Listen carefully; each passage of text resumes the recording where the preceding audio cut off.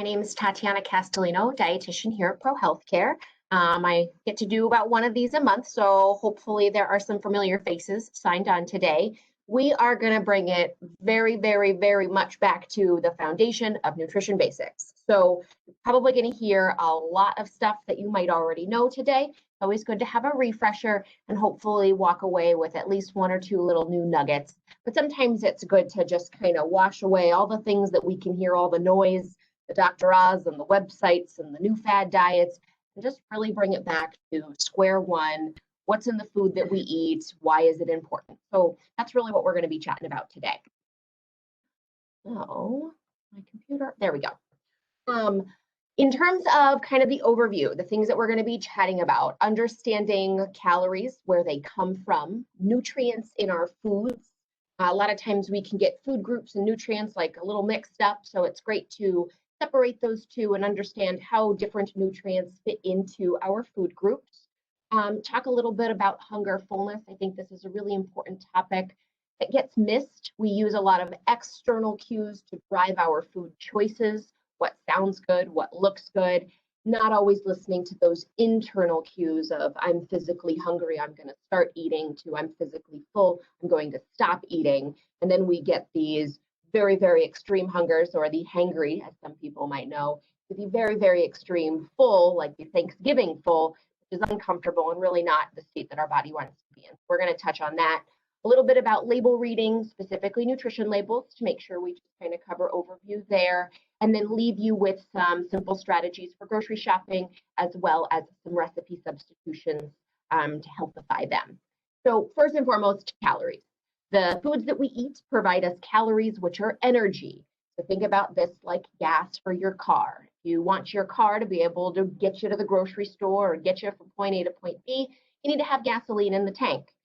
Calories are that for our body, for the human body. They provide us energy. And we can get calories from our 3 macronutrients. They're called macronutrients because we need them in larger quantities than we need our micronutrients, which we need in much smaller quantities, which I'll talk to next. There are 3 macronutrients that provide us calories or energy, or carbohydrates, proteins, and fats. These are specific nutrients within foods. Depending on the food, it's going to have 1, 2, or all 3 of these. For example, skinless chicken breast is going to be protein. But if we look at peanut butter, it's going to provide us carbs, proteins, and fats. So it's really just a different mix and match. But those are these 3 main headers that are going to give us energy. Now, how much energy do we need? That really depends on gender, activity level, chronic disease, your height, your weight. Really, a lot of things go into consideration for how many calories or how much energy a particular person needs. For example, myself and a 6'5", 50-year-old man, we might not need the same amount of calories because our bodies just need a different energy store. Kind of think about it like different fuel tank sizes. I'm going to have a smaller gas tank than somebody that's 6'5", I'm only 5'4". That person just needs more fuel to be able to support all of their bodily functions, so they just have a bigger gas tank. They need to eat more or eat more calories to keep their weight stable and to make sure that they're meeting all of their needs. So I did provide a link down there at the bottom of this slide. It's through the Choose My Plate website that asks you questions like your gender, your age, your activity level, to take in some of those biggest factors that would dictate how much energy or how many calories you would individually need, since it is so personalized. So that's just an extra resource if you're curious about getting kind of a ballpark. Now, diving into carbohydrates. I specialize in diabetes, so I get a lot of questions and a lot of people coming in saying carbs are bad. Well, our body needs carbohydrates. It is our main fuel source. The brain cells that we have right in here, they work exclusively on blood glucose that we get from consuming carbohydrate-based foods. Our body needs carbs. It's just unfortunate that the standard American diet provides us more carbohydrates than our body generally needs. And so we're overfilling that gas tank that can get us into trouble. But don't be afraid of carbs. We just want to make sure we're eating the right amounts and the right types. When we talk about carbohydrates, that's an umbrella term that encompasses our three main types of carbs. You'll see there, sugars, starches, and fibers. So sugars are going to be white sugar, brown sugar, candy, sodas. Starches are going to be potatoes, grains, popcorn, things like that. And then fibers you're going to get from, let's say, non-starchy vegetables, broccoli, asparagus, lettuce, greens. All of those do fall under the header of carbs, and you'll see in the bottom right of this slide, each one of those types of carbs is going to respond differently in our body based on how it's digested.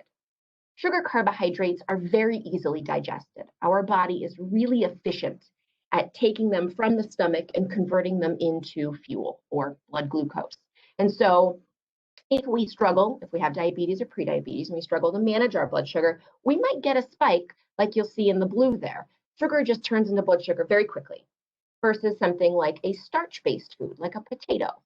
Because starch is digested at a slower rate than sugar carbohydrates, we do not make as many blood sugars as quickly, and so we have that softer curve. And then you'll see fiber in the yellow is the slowest and the lowest curve, and it's because dietary fiber is going to be the most complex of any of those carbs, take the longest amount of time to break down and therefore convert into blood sugar. So not all carbs are equal. Carbs are not bad for us. Our body needs them. Most people need at least or about 50% of their daily calories to be coming from carbohydrates. And again, these come from a whole host of different foods, which we're going to talk a little bit about those food groups, and we'll see where carbs fall in. The next macronutrient that we can get calories from is protein. Protein is incredibly important for wound healing. It's incredibly important to maintain our muscle mass. Our body needs protein. Thankfully, in the standard American diet, most people are not lacking in their daily needs for protein, and we can get protein from a variety of foods. You think of things like eggs and chicken and steak. We can get protein from plant-based sources like beans, nuts, and seeds. We get protein from dairy, milk, and cheese. We can get protein from a lot of different foods within our food system. One recommendation that I have, and we see this as we age, generally our fuel tank gets smaller. I'm sure a lot of people that as we've gotten older, we just can't eat as much. I know I feel that way. If I look at myself 10 years ago, my appetite was a lot bigger than it is today. I just get fuller faster. And so one thing to consider as we age and protein becomes a really important nutrient to just keep us healthy and safe is when you're at your meals, consider eating your protein foods first. Don't wait till the end and risk getting too full and not being able to finish your meal and then not eating that protein. It does put you at risk for a protein deficiency or protein malnutrition. So one little recommendation is eat your protein-based foods first at your meal to ensure that you're going to get that really vital nutrient in before you get full and might not be able to finish the rest of the meal. Then lastly, fats. Fat does not make you fat. For so many decades, fat has been demonized and high-fat foods have been pushed aside, and it's all low fat, low fat, low fat, no fat, no fat. And fat is not the problem. The problem is Americans generally consume too much fat-based food. So you'll see on that second bullet point there, it says a very concentrated form of energy. And energy, we mean calories. So if we look at a single tablespoon of peanut butter, not a whole lot of food, that is primarily made of fat. Peanuts have our high-fat food. That 1 tablespoon of peanut butter is equivalent to 100 calories versus a medium banana, significantly larger, is primarily made of carbohydrates, might come in at about 100 calories. So you're looking at 2 different types of nutrients, fats versus carbs, same amount of energy provided in those 2, but that fat-based food, the peanut butter, comes in a much smaller package because we can put a lot more calories into a smaller amount when we're talking about higher fat foods. Fat doesn't make us fat. We need to make sure that we're watching how much fat we eat in our diet because those portions can get out of control a lot faster just because we're talking about much smaller quantities. And it really is most important that we focus on the types of fat, which when we get into our food groups, I'll dive into. But overall, we really want to be focusing our dietary fat to be coming from plant-based sources, while minimizing animal-based fat sources. Because research is showing that it's less about, how much I'm eating and more about what kind of fat is it. When I'm eating the right amount for my overall calorie need, am I getting those fats, those heart-healthy fats from primarily plant-based sources, or are they coming from more of the saturated fats or animal-based sources? We think of things like butter, lard, and cheese. Okay. Also important to consume fats because certain vitamins, A, D, E, and K, are considered fat-soluble vitamins, meaning that the body needs fat to be present, not only to metabolize those, but also to store them within the body. So if we're eating a zero-fat diet, not eating any at all, we're going to be putting ourselves at risk for not being able to, or putting us at risk for those specific vitamin deficiencies of A, D, E, and K. And moving into our micronutrients. Again, those macronutrients, we need them in larger quantities, your carbs, your proteins, fats, and we do need all three. Micronutrients are going to come in much smaller quantities. So when we think of carbs, we count them in grams. When we think of sodium, considered a micronutrient, we're counting this in milligrams. We need these in much smaller amounts, but still they are essential because micronutrients, you'll see some listed there, your vitamins, minerals, sodium, potassium, calcium. Our body cannot produce those on their own. We do need to be consuming micronutrients from the diet to ensure that we are not at a deficiency for any of them. We generally are going to get the widest variety or biggest kind of spectrum of micronutrients from our fruits and vegetables, because we think of rainbows of color. We think of fruits and vegetables coming in every color of the rainbow. Each one of those different colors generally represents different micronutrients. We really want to be eating the rainbow, not from Skittles, but from our fruits and veggies. Some other points to mention here about minerals. Sodium and potassium are both necessary in our body. The concern with sodium in the standard American diet is that we consume too much of it, coupled with consuming too little potassium. The standard American diet gives us about or more than twice the amount of sodium that our bodies need and half as much potassium as our bodies need, when really it needs to be flip-flopped. So keep that in mind, and as we get to looking at nutrition labels, I'll be able to highlight kind of where on the label we want to be looking at.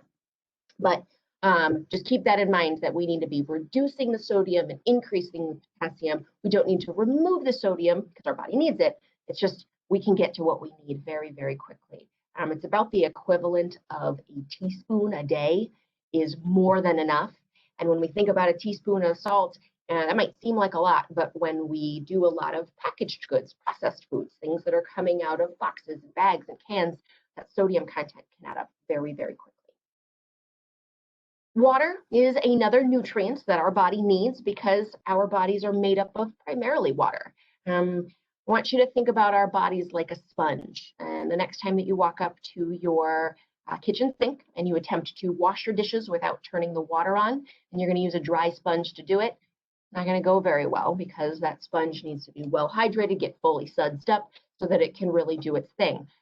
Human bodies work the exact same way. We need to make sure that our sponges, our bodies, are fully hydrated because most, if not all, of the enzymes and processes and blood flow that happen within our body happen in an aqueous or water-based solution. So if we are dehydrated or we're not consuming enough water to keep everything free-flowing and to keep our sponge fully sudsed up, it's going to be that much harder for the body to work, just like it would be that much harder for you to effectively wash your dishes without turning that water on and being able to use that sponge. And just because something is wet does not make it a hydrator. So your gold standard is obviously going to be just freestanding clear water. You can infuse that water if you're a person that doesn't really like the taste, meaning maybe you throw in some cucumber slices or you're going to throw in some basil and a cut up strawberry to kind of give it some natural flavor. You can also consider seltzer waters. Those are becoming more and more and more popular out there. You think bubbly, Polar, LaCroix, that type of brand. You can also consider decaffeinated teas and coffee, keeping in mind that when we consume caffeinated beverages, they are a diuretic, meaning they force our body to urinate out actually extra water. We can't stay hydrated. if we're peeing out all that water, right? We want to make sure that we're choosing those decaf options and be mindful of additives, things that can get added to our water, whether that be coloring, artificial sweeteners. These are things that we would want to minimize if we really want to focus on just the basics and getting enough water and staying well hydrated.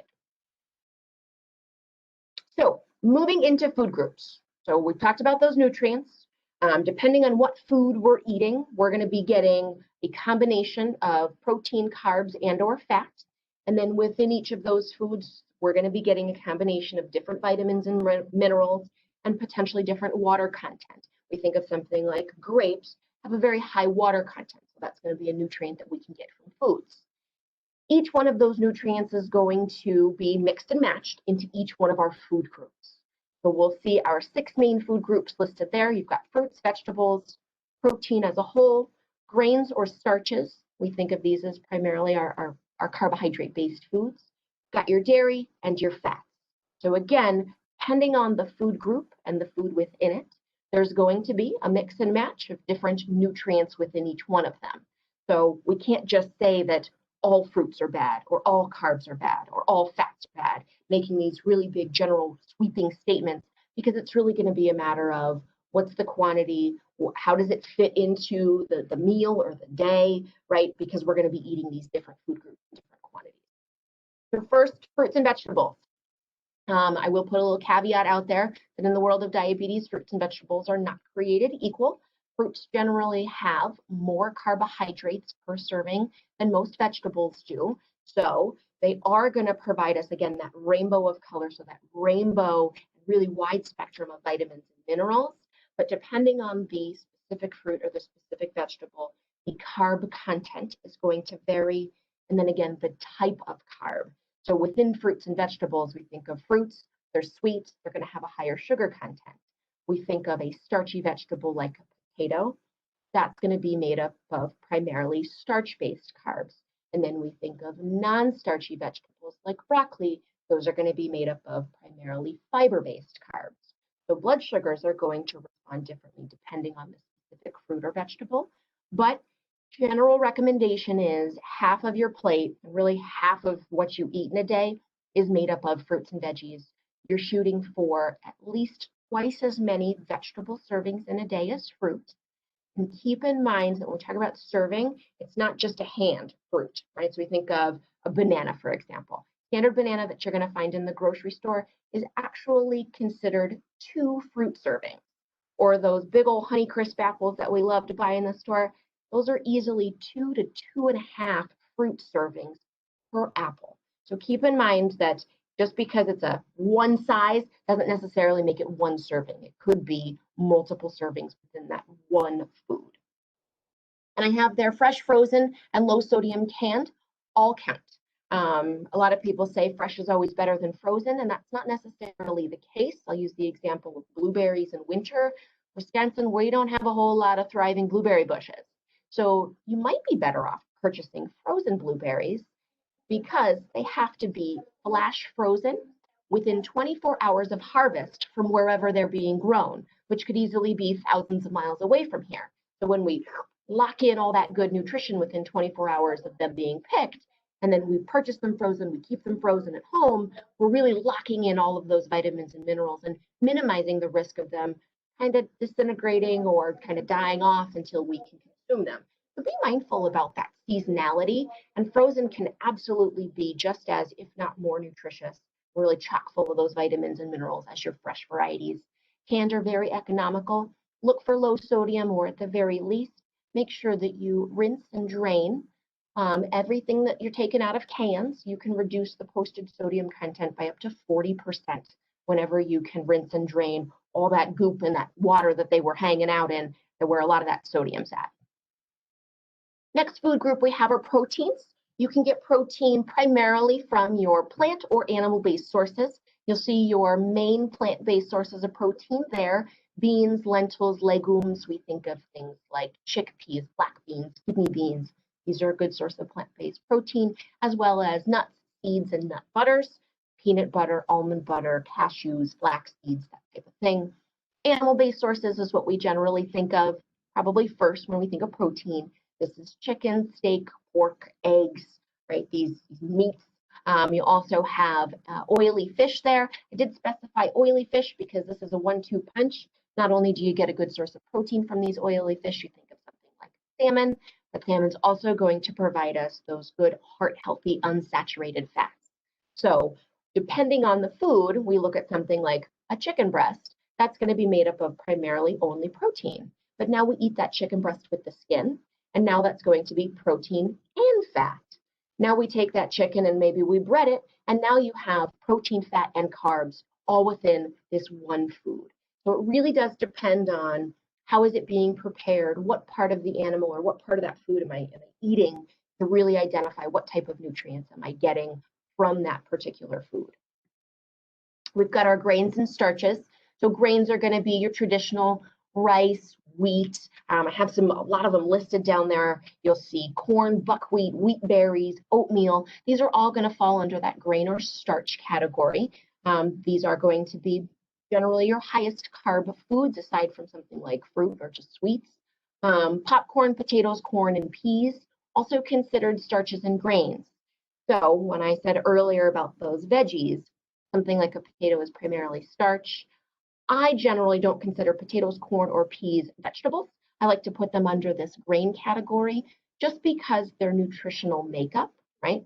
Those nutrients that are within are more similar to our traditional grains than they are to something like your vegetables, right? So if we compare corn to wheat grain or corn to lettuce, corn may technically be considered a vegetable, but nutritionally, what's in that corn is more similar to what we're going to find in your wheat or your rice, that type of thing. So I like to put them under that same heading just because that makeup is more similar.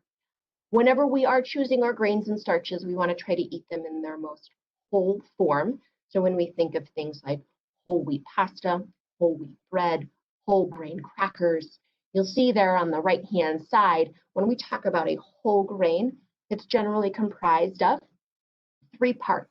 The bran on the outside, the endosperm is the white starchy part on the inside, and then the germ is like a little seed on the inside of that kernel. And when we eat all 3 parts, you ensure you get more well-balanced and varied nutrition. You also increase the fiber and the protein content of that grain. When we eat white or processed grains, you're only eating the endosperm. So they strip away the bran, they remove the germ, which is where the fiber and the protein and a lot of nutrients are, a lot of vitamins and minerals. And then we're just eating that white starchy endosperm, which is going to provide us just carbohydrates in the form of those starch carbs. So when we can eat the entirety of the grain, you're going to get more well-balanced, varied nutrition and get all parts. So it's not just the starch carbs. We've got dairy. So dairy is something that's going to provide us carbohydrates, fats, and protein, depending on which dairy product we have or we choose to eat. So we think of something like cheddar cheese. Cheddar cheese has very few carbs, but it's going to be a source of protein and fat. Versus a glass of whole dairy milk, well, that's going to have fats, carbs, and protein. So it really depends. We got to make sure that we're reading the label and we're mindful of which dairy product we're choosing. This is where we get a good source of our calcium from in our diet. But again, that dairy is going to provide us a mix and match of carbs, proteins, and or fats, depending on which one we're choosing. General recommendation is that we do choose low or reduced fat dairy products, just because the fat that we get from dairy is going to be primarily saturated fats, right? Because it's an animal-based fat. And we would want to supplement more of our fat intake from plant-based sources.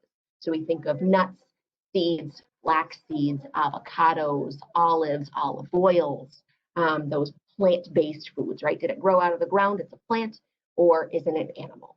So when we choose our dairy, something to keep in mind is choosing a reduced, low, or no fat option, and then supplementing that meal with a more plant-based fat source. So for example, if you decide to have a bowl of cereal for breakfast, we would want to choose a whole grain, bran-based cereal, right? That high fiber. We might want to choose a skim or low fat milk. So we're getting the protein from the milk. We're reducing the saturated fat, And maybe we add in some slivered almonds or some type of chopped nut so that we add fat back in, but we're getting it from that plant-based source of really those heart healthy options. So we've talked about nutrients. We've talked about our food groups. Depending on the food, it's going to provide us any one or all of those nutrients, right? So we can't vilify one specific food group, one specific nutrient, because they are going to come in a whole host of foods, and we really just want to focus on the most wholesome, high nutrition options. But we need to make sure that we're not overdoing it. Even the healthiest food out there, if we consume it out of an appropriate portion for our needs, remember that gas tank, we got to make sure that we're putting the right amount of gas in for our unique fuel tank size. We need to be mindful of portions. And so I thought that this was a funny little ditty here because it's very accurate. When we look at the serving or portions for 5 decades ago versus today, we have a lot of portion distortion in our country. And when we look at a soda, or we look at a cookie, or we look at a bagel, right? We go to Panera and we buy those bagels. That one serving is actually 4 carb servings within one bagel. Whereas 5 decades ago, the size of the bagel was now what we call mini bagels. Well, they're not mini bagels. That's one portion or one serving of bagel. We've just gotten bigger and bigger and bigger. Same thing with a lot of our fruits. So apples, right? When we go to the orchard and we go and snag an apple off a tree, significantly smaller than those Honeycrisp that we find in the grocery store. Well, it's not because those are genetically modified or that they are, alien apples. It's just that they are being bred larger because these breeders, these farmers, they know that the American consumer wants bigger food. And so they make their apples, they make their bananas, they make their oranges, they just breed them to be a larger size. That doesn't mean that that is the correct portion for each one of our individual needs. So we absolutely have to keep that in mind. So a little mix and match, see if we can match them. Normally, if we were all sitting in a room together, I would call on somebody to ask, but because we can't do that, I'm just going to give you the answers. I'll give you maybe 30 seconds and I won't say anything, and we'll see if you can think about it yourself. And then when I give you the answers, you can self-check yourself. All right, so I'll be quiet for a couple seconds.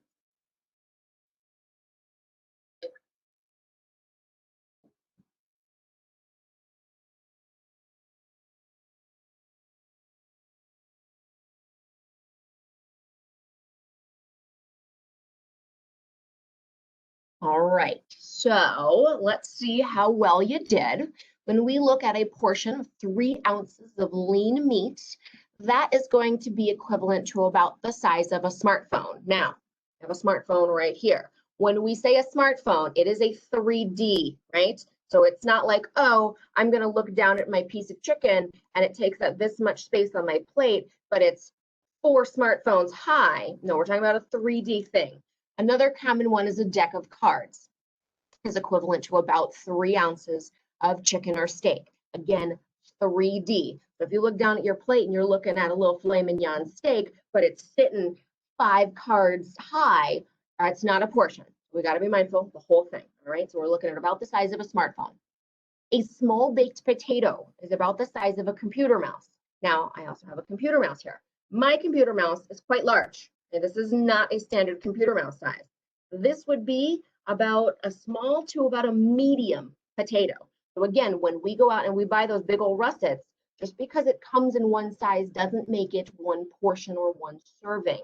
When we think about something like a Texas Roadhouse loaded baked potato, those big mamma jammas, that's easily 4 servings of carbohydrates within that single potato. All right, so kind of keep that in mind. We look at the size of a medium banana. That's going to be the length of about a pencil.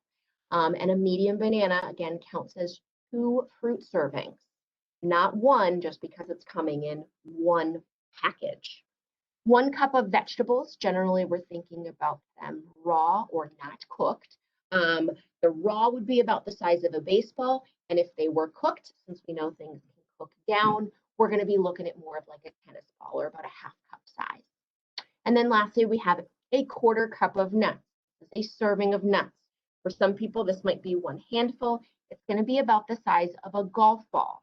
Just because we can put in there and grab 5 or 6 handfuls doesn't mean that that's the correct portion.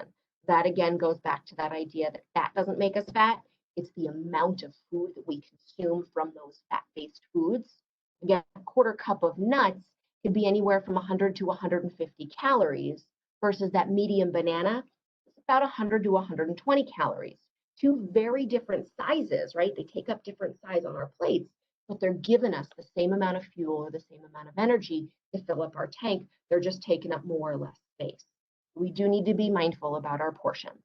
I also have a more extensive list here. Again, that baseball is about the size of 1 cup. A light bulb is about the size of half a cup. A golf ball is equivalent to 2 tablespoons or 1 ounce. So we think about scooping peanut butter out of the jar. We're looking at no more than about a golf ball size. Poker chip is equivalent to 1 tablespoon. So if we're going to put a little bit of oil in the pan, let's say, we're looking for about a poker chip size. We don't need to coat the entire thing. And now we're talking about a quarter or more cup of oil. Those calories can just add up faster than we might anticipate. Again, the poultry or meat, we're looking at a deck of cards or a smartphone. For fish, it's going to be a little bit larger. We're going to look at about the size of a checkbook. And that's just because the density of fish or fish fillet is less than that of meat or poultry, meaning that there's more air and water within the meat. It's less dense, so it's just going to take up more space on the plate.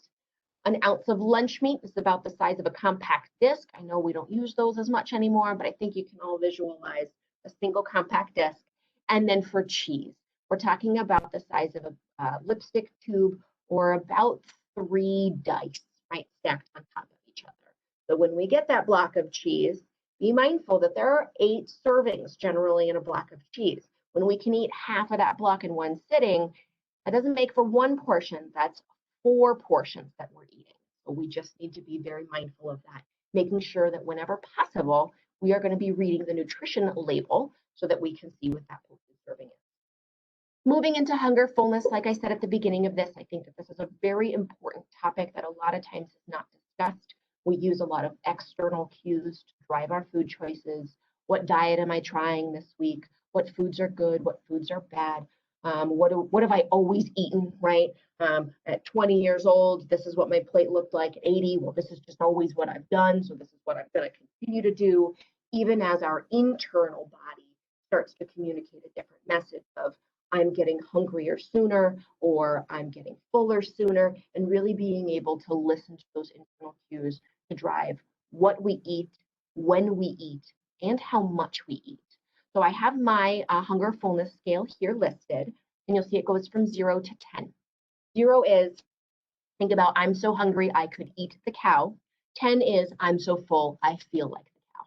And then we have everything in between, right? 5 being completely neutral, not hungry, not full, not really feeling anything from our stomach. It's not communicating a message. It's content the way it is. Generally, we want to start eating by the time we get to about a 3, right? We don't want to get down to a 0, 1, or even sometimes a 2. When we do, it can be harder to slow down and to eat at a rate where we allow our body to feel full before we've gone well past full. So if we are very, very hungry, boom, boom, boom, I need to eat, I need to eat. And then by the time we're done, 10 minutes later, you're like, oh my goodness, I ate way too much. My body like lagged behind. I didn't give it enough time to feel that full before I finished. And then on the flip side, we generally want to stop eating by the time we get to an 8. We do not want to get to a 9 or a 10. This is us overfilling our tank. We do not want to put more gas in our tank than it can hold. This is generally when we start to see weight gain. You'll feel physically uncomfortable, right? It's when you have to like unbutton your pants or that Thanksgiving meal full. We should not be feeling that really ever. So kind of living between a 3 and an 8 and knowing that it's normal to ebb and flow between that on this scale throughout the day. You might wake up in the morning and be at a 3 first thing. After breakfast, you get to an 8. 2, 3, 4 hours later, you might be hanging at a 3 or 4. Now it's lunchtime. After lunch, you've gotten to a 7, 8. Maybe a couple hours later, you're at a 4, but you know, dinner's not for 3 hours after. This would be the time to honor that hunger and have a small snack. Maybe we get to a 6 or a 7. That tides us over to get to dinner. I'm back down to a 3, 4. After dinner, I'm at an 8. And we just ebb and flow, ebb and flow. So if this is not something that you're currently considering as that internal cue of how hungry am I, how full am I getting. And this would be a really helpful tool to start to use. And the best way to do it is to ask yourself before you start eating, 50% of the way through the meal, and then after the meal, what number would you put yourself on that scale? Did you start at a 3? Were you at a 5, 50% of the way through? Did you get to an 8 when you were finished? Awesome. Did you start at a 3 and 50% of the way through, you're already at a 7? Well, now you have data to say, I don't need to finish what's on my plate, because if I do, I'm going to get up to a 9 or a 10, and that's going to be more than my body needs. Nutrition labels. I hope everyone on the webinar today is very familiar with labels and reading these when you're going to the grocery store. I do have 2 different formats posted up there. Reason being, we're currently going through a transition through the FDA to go from the label on the left to the label on the right. But you are going to be seeing both of these styles still out in the stores because that conversion has not fully happened yet. And so the label on the left is the one that we've had since about the year 1990. The label on the right is the one that they are enacting now, making some adjustments to better match the current landscape in America in terms of nutrients of concern and just making it maybe a little bit easier to read. So some of those big changes that I'll highlight for the one on the right, they've made serving size larger. So you'll see it posted on both the left and the right, but they have made the size itself or that font bigger, so easier to see. Keep in mind that that 55 little g, that 55 grams that's in the parentheses, next to the 2/3 cup is the weight of the serving. So if you were to have a food scale at home and you want the most accurate serving, you would put whatever this food is on that food scale until you got to it weighing 55 grams, and that would be the accurate serving. For most of us, though, you're just going to be using that common household measure, or the 2/3 cup that's listed. And all the numbers below represent what nutrition you're going to be consuming if you eat 2/3 cup of whatever this food is. Now, if you eat 2 servings, 2/3 cups, you're going to double all of the numbers below it. So the calories would no longer be 230, they would be 460 because you're consuming twice the serving. You will see that they've made calories significantly larger. Rationale here is with America having an obesity epidemic and struggling with excess weight, knowing that too many calories can contribute to excess weight. The idea was, let's make that number bigger, easier to read, so it's easier for the consumer to really see and understand the impact of their choice. One thing that you will see out there, which I think is pretty cool, is the idea of a dual label or 2 labels. And this will be on packages where a consumer can easily consume the entire package. For example, a pint of ice cream. Technically, a serving of a pint of ice cream is now 2/3 cup. So you have about 3 servings in a pint. But a standard American could easily sit down and eat the entire pint in one sitting. So there's going to be 2 labels. You'll see the label on the left will be per serving. The label on the right, they will have done the math for you to see what is the nutritional impact if and when I eat the entire serving or the entire pint. So we think of something like Ben and Jerry's Chunky Monkey. I happen to love this ice cream. If I were to sit down and eat the whole pint of ice cream, they're going to tell me that it's about 1,200 calories. Well, that might help me to change my mind to say, oh, that's almost my entire day's worth of energy. I don't want to only eat 1 pint of ice cream today and max out my fuel tank. So maybe I do measure out that half or 2/3 cup. Some other changes or things that are staying the same, you still have fat, you still have cholesterol, you still have sodium, you still have carbs, you still have fiber, you still have sugars, but you will see that they added in an additional line item. Right down there it says includes 10 grams of added sugars. This has been confusing for some of my clients, so just to clarify, this is not in addition to the 12 grams of total. This is not in addition to the 37 grams of carbs. This is just an extra layer of transparency to understand where our sugars coming from. So in this example, 37 total carbs, 4 of the 37 come from fiber, 12 of the 37 are coming from sugar carbs, but 10 of the 12 of those sugar carbs have been added by the food manufacturer, meaning that 2 or the remaining 2 grams of sugars or naturally occurring in the food. So an example here is going to be flavored yogurt. Because we know that dairy milk has carbs, when we eat even plain yogurt, you're going to see listed on the label, it does have carbs and it does have sugar. This is coming from lactose. Lactose is the milk sugar. Well, that's naturally occurring. No one's adding that in, it's already there. But when we purchase blueberry flavored yogurt and they add the blueberry goo at the bottom and it's sweet and delicious, those are now considered added sugars. So they would have that listed there to say how much came strictly from the milk and how much did Yoplait, for example, add into the product. Okay, so we want to keep those added sugars as low as possible, but just know it's an extra layer of transparency. You do not need to be doing any adding yourself. They're just telling you where some of it's coming from. And then at the bottom, you'll see vitamin D, calcium, iron, and potassium. They have made a change here. If you look at the left to the right, you'll see that vitamin A and vitamin C used to be on our old label. They're no longer present on the new label. This is because these two nutrients, micronutrients, are no longer a nutrient of concern. Most Americans are getting plenty of vitamin A and vitamin C in the diet versus the addition of vitamin D and potassium. These are nutrients of concern, meaning that a lot of Americans are at a deficiency or not getting enough in their daily or weekly intake. So they've added this onto the nutrition facts label.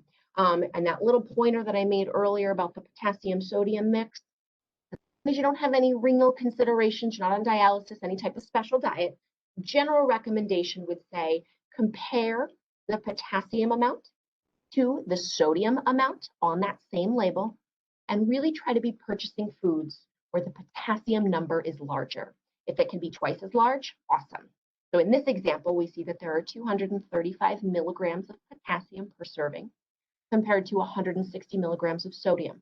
So this would be something to consider because that potassium value is higher than the sodium, and our physical human bodies need more potassium than they do sodium. Now, if those two numbers were switched, meaning there was more sodium than potassium, we might want to look for another option. In terms of grocery shopping, so hopefully we're all going to be reading labels, knowing what we're purchasing, being educated consumers. A couple other strategies: make sure that you go in with a list. Make sure you go in with a plan, and it's even better to write out your list in the organization or in the way that you shop your store, so that as you're going through your produce, your meat, your dairy, your internal aisles, whatever that looks like, kind of keep your list in order to just make it easier. It also helps to prevent needing to run back to the other side of the store, and then you might have an impulse purchase or, ooh, that end cap looks good, and then things start jumping in the cart that we just don't want. So know what you have at home, make that list, put it in order. Shop the perimeter is a very common recommendation. The rationale there is when we think of the perimeter or the outside of our grocery store, this is where a lot of those fresher perishable foods are. So this is going to be our fresh produce. This is going to be our fresh meats, seafood, bakery, dairy, frozen options. These are things that don't always, or we find don't come in cans, packages, boxes, bags, things that can generally be more processed. Doesn't mean you can't find processed foods on the perimeter, but that's where that rationale comes from. And that's not to say that we don't have a reason to go into those internal aisles. We think of things like beans, black beans, those are going to be in those internal aisles. Nuts and seeds, those are going to be in those internal aisles. It's not to say we can't go in, just be very mindful about which aisles we do go into. And generally something like the soda aisle, something that we might be able to pass over completely. There's not going to be a whole lot of redeemable, high quality foods in there. Keep that in mind. Focus on one ingredient foods. So this goes back to that idea of the whole grain. We want to be purchasing whole things. So we want to be purchasing a whole avocado. We want to purchase just whole wheat berries. We want to purchase fresh meats, right? One ingredient food, an egg. It doesn't need an ingredient list because an egg is just an egg. And when we purchase those one ingredient foods, you are ensuring that as much, if not all of the nutrition that we can get from that particular food is present. Once we start to process a food or adulterate it in some way, we can start to strip away some of the really good nutrients, whether they be those macronutrients in the form of fiber, to micronutrients, iron, vitamins, minerals, that type of thing. So focus on those one ingredient foods. And if and when we are going to be purchasing foods that have multiple ingredients, not only to read the nutrition facts label, but also be mindful to look at the ingredient list. What is in the product that I'm purchasing? And you really want the first ingredient that's listed to be what you think it should be. So for example, this would be something like ketchup. The first ingredient in ketchup should be tomatoes. It's not always. Sometimes the first ingredient is sugar. So that's where we can identify a higher quality food, because that first ingredient listed is what makes up the primary bulk of that food. Make sure you check your expiration dates so that you do not waste your food money. Do know that there's a little bit of wiggle room with our expiration dates. For example, eggs. Most of the time you can go 4 to 5 weeks past what's posted on there. There is a difference between a use by, a sell by, and a lot of times those expiration dates aren't necessarily from a food safety perspective as much as food quality. And that the food manufacturer or the grocery store wants to ensure that they are moving product when it is at its peak and going to be the freshest, just the best piece. Own brand versus brand name. So this is what we think of for store brands. A lot of times a store brand or a store label, so at Pick and Save, the own brand or the store brand there are the Kroger brand. A lot of times the things that are in those products actually come from the name brands, but you get to purchase them at a lower cost because you're not paying for marketing. So when we think of Starkist tuna, and he's out there dancing on a commercial telling you to buy his brand, well, the price is going to be basically paying for that marketing versus own brands or whatever store you're shopping at. A lot of times they don't have a marketing budget for those things, and so you're going to see a lower price point. It doesn't mean that the quality is any lesser. And a lot of those own brands do offer 100% guarantee. So if you get home and you say, hey, I'm going to try this new own brand, and you are not satisfied, there will be a phone number on the back of the package. More often than not, you can call their customer service and they'll refund you the money. Choosing seasonally ensures that we are getting the best quality, highest nutrient value. So again, going back to those blueberries in winter, this is not a seasonal fruit in Wisconsin. That would be a thing to be purchasing frozen versus in the summertime when we do have access to more seasonal produce. Those would be things that we would be purchasing fresh. And I like to put this on here, just because you have a coupon doesn't mean you need to use it. Let's get real. A lot of those coupon books are for things like Oreos and chips and cookies and soda and things that we know are very highly processed, aren't going to provide us that big nutritional, bang for your buck. Just because you have a coupon, really ask yourself, is this a food that is high quality? Does it have those nutrients that my body needs? Or does it have what we call empty calories, doesn't have fiber, doesn't have protein, doesn't have vitamins and minerals? It's just, let's say, a lot of sugar or starch. So be really discerning, because, once it's in the house, it's a lot easier to end up going down the trap versus if it's not in the house. It takes a lot of effort to go out at 8 o'clock at night and get in the car, go and buy something. But if it's just in your freezer or just in your pantry, much easier to start lunch. So my computer doesn't, there we go. Recipe substitutions. So this, I hope, is a handout that you received. I am going to share. I'm going to stop sharing this, and I'm going to share my handout so that we can all see it. Bear with me here. Share. Here it is, this one. Can everybody see that now? We're looking at a different screen. Hopefully thumbs up, yes. Okay, so this is a recipe substitution tip. Not everything on this is going to be applicable to you, nor are you going to want to use it, and that is totally fine. But there's lots of suggestions, so hopefully 1 or 2 of them stand out to you. A couple things I want to call out for here. The first one, for total fat and lowering calories, baking. Reducing the butter or the oil content and using things like pureed applesauce or pureed prunes or pureed bananas. We're going to be able to cut the fat and calories and still keep things just as moist.